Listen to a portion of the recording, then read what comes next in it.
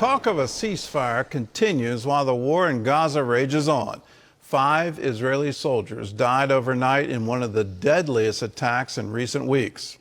Meanwhile, Benjamin Netanyahu met with the president yesterday at the White House. The prime minister made a surprise announcement. Chuck Holton has the details from Jerusalem. It was a high-stakes dinner at the White House last night as Israeli Prime Minister Benjamin Netanyahu met with U.S. President Donald Trump behind closed doors. Netanyahu presented Trump with a formal nomination for the Nobel Peace Prize, crediting his role in the Abraham Accords and ongoing efforts to bring stability to the region. Trump commented on the possibility of a new round of talks with Iran. We have scheduled Iran talks, and they want to talk. They took a big drubbing that have said, what's the purpose of talking? It's been knocked out completely.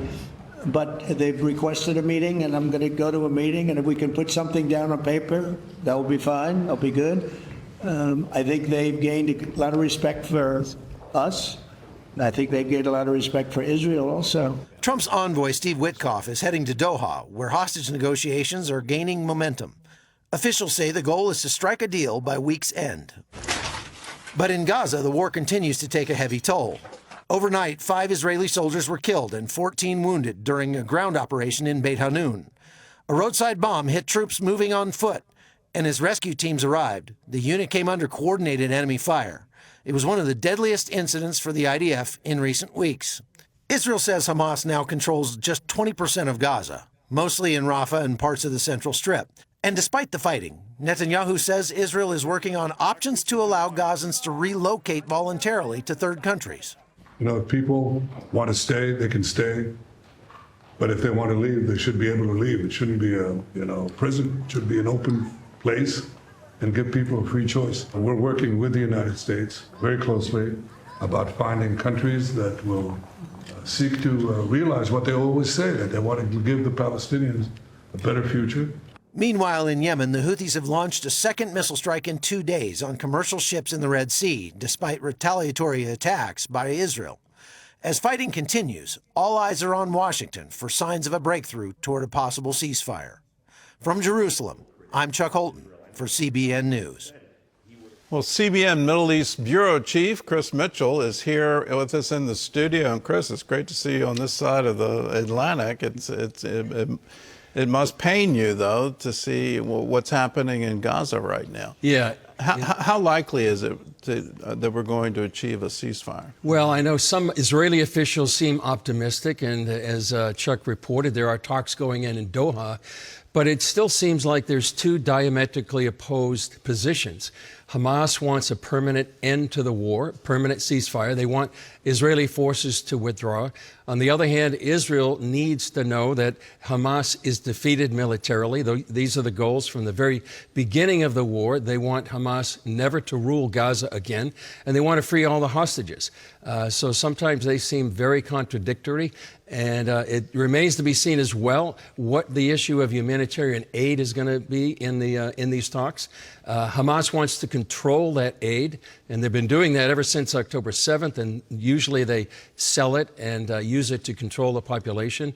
This new Gaza Humanitarian Foundation has really been established to usurp that power from Hamas, and it's been working quite well. That's a key issue, but it remains to be seen. On that issue, what do you make of Amnesty International attacking that same group, saying that this is all part of an elaborate plan to starve Gazans? It just doesn't make any sense for Amnesty to say that, and they're distributing food to the very people they're claiming that you're trying to starve. Why this huge pushback from Amnesty, from the UN, that this new organization, which seems to be effective on the ground, why the huge pushback? It's a great question, and it is being very effective. In fact, I think they've passed maybe 40 million meals that they've distributed to Gazans who are needy, who are hungry, and they're not charging them for it, while Hamas has been stealing the aid and selling it back to their own people and using it to control the population. But the UN, Amnesty International, many of these NGOs are pushing back, I think partly because it's usurping the power, their authority as well, Israel and their control over the population, and especially Hamas, has been using this aid to really manipulate the people of Gaza. Well, all of that was against the people of Gaza. I continually go back to the Stanford survey that was done in September prior to October 7th. So before the war, here Hamas has complete control over Gaza. There's no IDF in the streets at all. And they're saying the average Gazan has food insecurity, which is a complicated way to say they're hungry. Sure. They don't have enough food. So when Hamas was completely in control, the population was starving. Why isn't that front and center in every discussion of this war? It should be, but it's sort of that's the upside down world that we live in of how Gaza is portrayed in the media and how it's represented in many of these NGOs and especially the UN. Do you see a ceasefire? Because it seems there's such a push to let's stop the war. Do you see that in that ceasefire, Hamas has any glimmer of hope of staying in power in Gaza? Well, it depends on how the terms of the ceasefire go. But I know Hamas is just clinging to any ability to survive. Most of their leadership has been killed and eliminated. Much of their territory has been taken over by the IDF. But they're still clinging to that glimmer of hope that they could survive a ceasefire. And the main thing is always the hostages. The hostages are their main card that they play, not only to play on the sympathy of the world and especially Israelis, just hold those hostages so they can cling on to power and try to survive the war. Well, I'll push back. I don't see how that plays on the sympathy of the world. It's absolutely horrific to take civilians hostage and hold them as some kind of, well, if you don't come to peace with us, if you don't do what we tell you to do, right, we're going to kill them. I mean, that's the definition of terrorism. Yeah, yeah. So the world should condemn it. They should. And maybe the world has not condemned it in total, but certainly it's been so heart-wrenching for Israelis. And that has divided Israelis in terms of the ceasefire.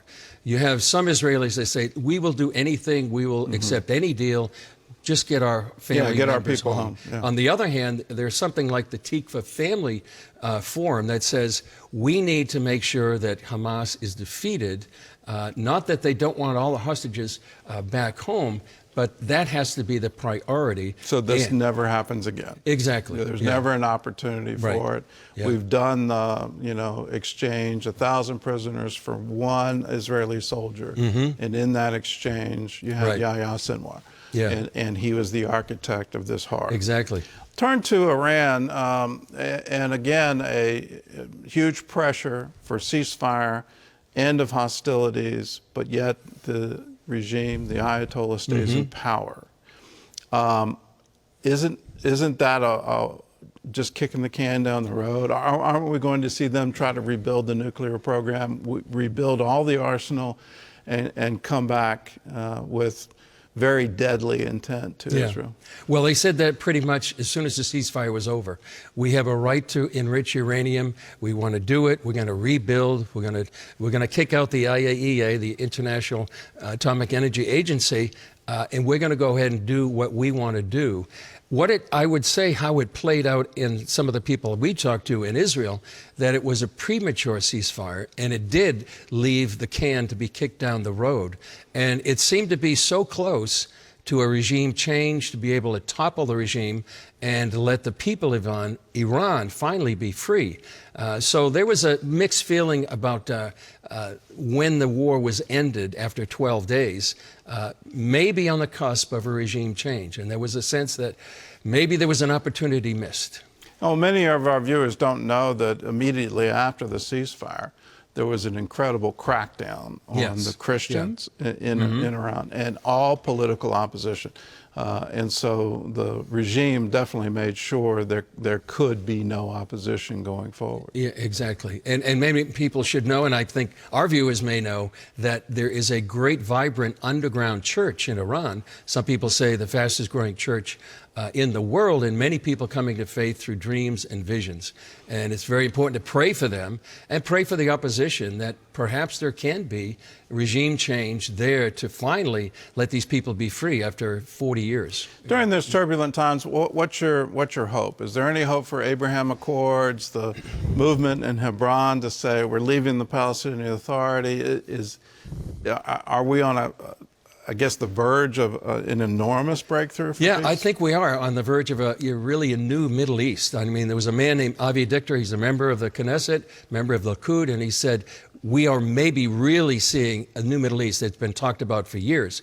We may see Saudi Arabia come in. We may see Lebanon and Syria come into the Abraham Accords. And as you referred to, 5 sheikhs in Hebron actually said, they want to be away from the Palestinian Authority. They want to be free of them, and they want to join the Abraham Accords and be part of Israel. So we really may be on the verge of a historic change in the Middle East, a real window of opportunity, and why it's so important to be praying for President Trump, Prime Minister Netanyahu. These are historic times.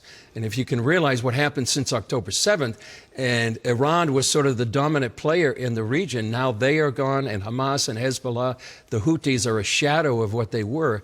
So this could be a breakthrough of a new Middle East, and certainly a time to be praying. I'll sound a cautionary note. Yes, there's tremendous avenues for breakthrough, the advance of Abraham Accords, but I've got to point back to what the Ayatollah did when he started invoking the Khyber and a small Muslim force defeating a very large Jewish community. In the early days of Islam, the ideology seems to remain, and it may go dormant, but it's still there. It's still under the surface, and if they stay in power, is it going to be 2 years, 4 years? Well, what's the time? It's like there's a ticking time bomb there. And they can be very patient. Yes, and they have been.